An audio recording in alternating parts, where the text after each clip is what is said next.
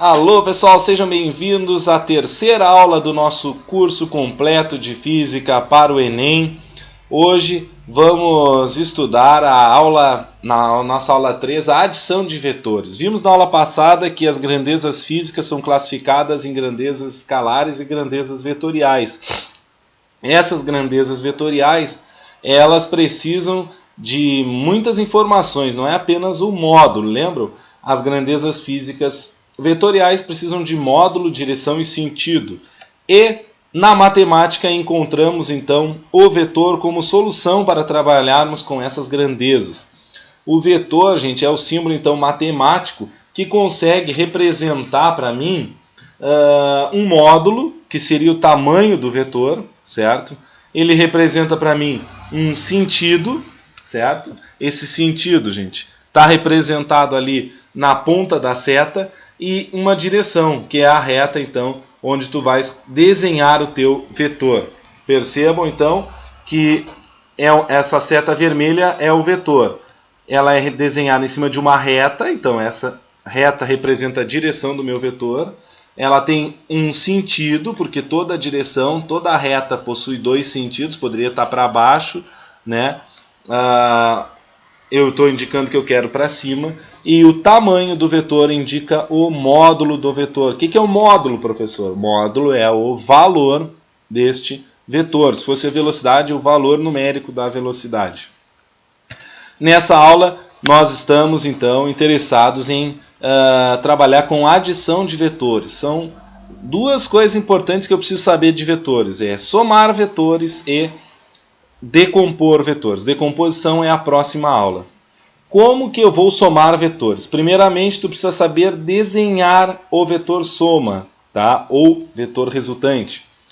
É simples, temos três vetores aqui, o vetor A, o vetor B e o vetor C. Eu quero desenhar então o vetor soma, que é igual à soma do vetor A, vetor B e vetor C. Aqui é importante salientar, gente, quando nós trabalhamos com vetores, existem alguns símbolos que a gente utiliza, tá? Normalmente ele é representado, como foi dado aqui, ó, a letra com uma flechinha em cima, tá? Quando eu boto uma flechinha em cima da letra, eu estou falando sobre o vetor, estou falando em módulo, direção e sentido, tá? Mas às vezes aparece nas provas uma letra em negrito. Aqui nós estamos com a letra em negrito, tá? Também serve para representar vetor. Quando a gente representa a letra normal, sem estar em negrito e sem flecha em cima, estamos apenas interessados no módulo daquele vetor.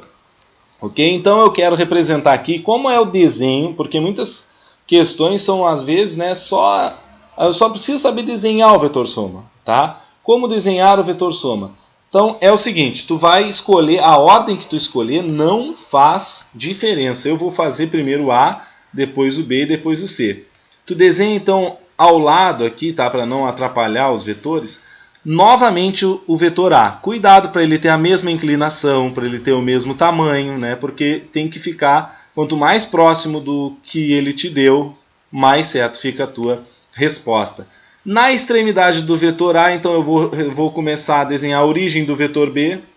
Na extremidade do vetor B, eu começo a desenhar então a origem do meu vetor C. E pronto, após ter feito todos os desenhos de todos os vetores, um após o outro, eu ligo a origem do primeiro que eu desenhei com a extremidade do último vetor que eu desenhei.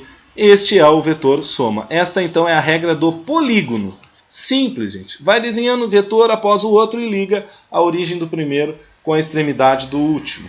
Existe também a regra do paralelogramo, que eu utilizo, gente, quando, por exemplo, o vestibular já me dá o desenho que fica já na feição, vamos dizer assim, para fazer a regra do paralelogramo. Ela é diferente, vocês vão pegar, então, ela funciona quando tu tem dois vetores, tá? Então ela já é um pouco mais limitada. Tu precisa botar, então, desenhar o vetor A e o vetor B, tá? Igual como foi dado no exercício, com a mesma origem. E aí tu traça uma linha imaginária na extremidade de A, que seja paralela ao vetor B, e traça uma linha imaginária na extremidade do vetor B, que seja paralela ao vetor A. O teu vetor soma tem origem junto com os vetores e extremidade no encontro destas linhas imaginárias. Então a regra do paralelogramo, como eu falei, ela não é tão boa quanto a do polígono, mas em alguns vestibulares, se ele te der os vetores com a mesma origem, ela fica mais fácil de se utilizar. Mas tu pode seguir usando a do polígono sempre sem problemas. Bom, sabendo desenhar o vetor resultante, a ideia é saber como calcular o vetor resultante, porque muitos exercícios de física exigem que tu saiba calcular. Notem que o cálculo não é nada agradável, a fórmula é bem extensa, né? E é interessante então que tu guarde ela em um lugar bem carinhoso, que tu olhe para ela seguidamente, porque tu vai precisar saber dela em muitos momentos, tá? Então temos aqui dois vetores A e B, ó, tem, ó, com a flechinha em cima, bonitinho, representação correta. Esses vetores formam entre si um ângulo alfa, tá? 30, 60, sei lá qual o grau, tá? Aqui foi desenhado o vetor resultante pela regra do paralelogramo, foi traçadas as linhas imaginárias aqui, ó. Na extremidade A paralela ao vetor B e a linha imaginária na extremidade de B paralela ao vetor A. O vetor resultante partiu da origem dos vetores e foi até esse ponto de encontro dessas linhas imaginárias. Notem que a fórmula para calcular o módulo do vetor resultante, ó, módulo, estamos com os vetores aqui, a representação sem flechinha e sem estar em negrito, tá? Então, o módulo do vetor resultante ao quadrado é igual ao módulo do vetor A ao quadrado, mais o módulo do vetor B ao quadrado, mais 2 vezes o módulo do vetor A, vezes o módulo do vetor B, vezes o cosseno do ângulo entre eles, que a gente chamou de alfa. Bem chatinho. Por isso que vocês precisam conhecer os casos especiais, porque nem sempre tu vai precisar utilizar aquela fórmula. Tem como fugir daquela fórmula e fazer por outras, tá? Esses aqui são os casos mais recorrentes e mais simples.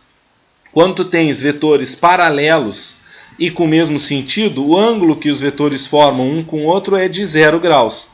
Se eu fizer a regra do polígono aqui, ó, desenho o vetor A novamente. Na extremidade do vetor A, desenho o vetor B. Liga a origem do primeiro com a extremidade do segundo. Olha como ficou o meu vetor resultante. Ele em módulo é o tamanho, ele é exatamente igual ao módulo de A mais o módulo de B. Então, se os vetores estiverem paralelos e de mesmo sentido, eu não preciso utilizar aquela fórmula comprida. Eu simplesmente somo os módulos de A e B. Se eu tenho vetores paralelos e de sentidos opostos, formando então entre si um ângulo de 180 graus.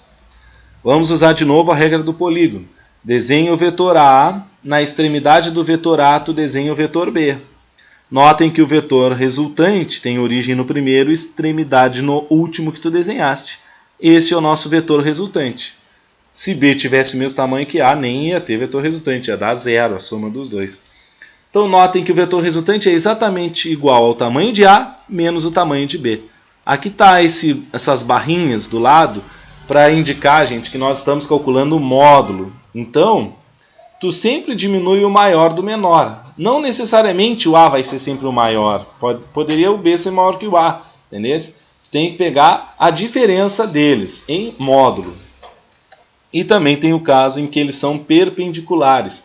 Se os vetores A e B forem perpendiculares, a fórmula para se calcular é o módulo de R ao quadrado mais o módulo de A ao quadrado mais o módulo de B ao quadrado. Notem que nesse caso é igual a fazer Pitágoras, né? Porque tu tens aqui um triângulo retângulo, né? Em que R seria a hipotenusa, um dos catetos o B. Essa retinha aqui que está servindo de cateto para mim tem o mesmo tamanho de A. Então, hipotenusa ao quadrado é igual a soma dos quadrados dos catetos. Ok, gente? Ficamos por aqui então com a nossa primeira aula de vetores, nossa aula 3 do curso de Física, a primeira aula de vetores. Próxima aula vamos trabalhar com decomposição de vetores, que também é muito importante nos exercícios de Física que vamos ver aí pela frente. Um grande abraço e até a próxima!